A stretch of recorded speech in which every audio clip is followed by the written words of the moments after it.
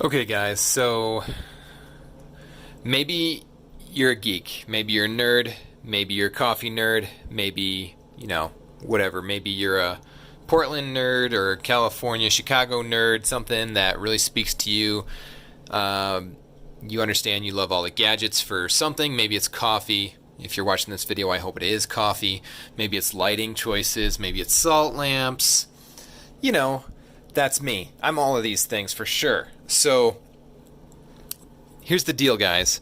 The other day, I got an email from Trade Coffee, and I was able to choose what coffee comes my way next.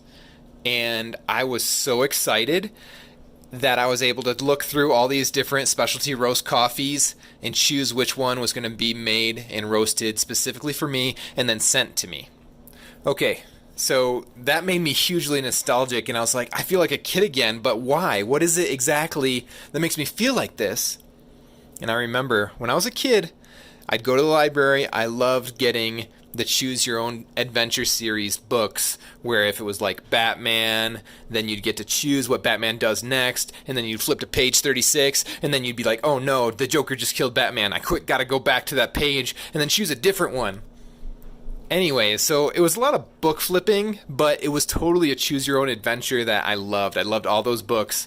And now, this is my choose your own adventure, and I freaking love it. I can't tell you how excited I got to look through and choose Burundi as my very next option.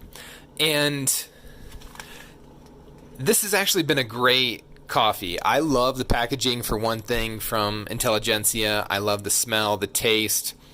What I did find, though, is Intelligentsia coffee doesn't always make the best pour over.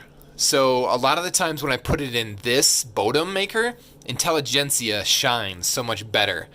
It feels like anytime I order madcap coffee, it always makes better in a pour over.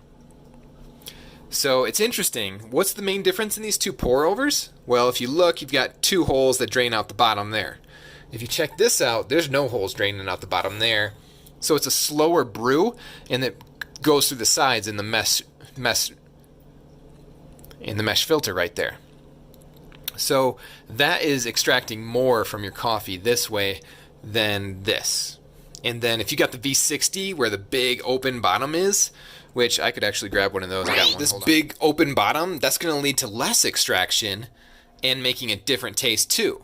So all of these different things make these taste totally different and stuff. And it's always about the grind and about the right ratios. 1:16 is pretty normal in the third wave coffee industry.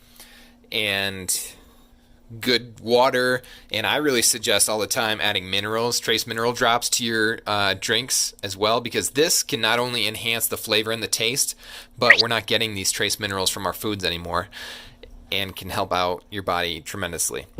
So, gosh, this makes me want to get back into using my V60. I'm gonna have to do that, guys. I'm so glad I made this video. So glad I got my V60 out. Anyways, guys, if you wanted to, check the links in the description. Support the channel. I'd appreciate it. Pick up your own salt lamp. Get into lighting. Go do you. You do you. Anyways, guys, tell me, leave a comment what other types of nerds you guys are. If you're flashlight nerds, that's me too. Oh, man. If you're beard nerds, that's me too. If you're supplement nerds, that's me too. Oh my gosh, I suppose I could go on forever.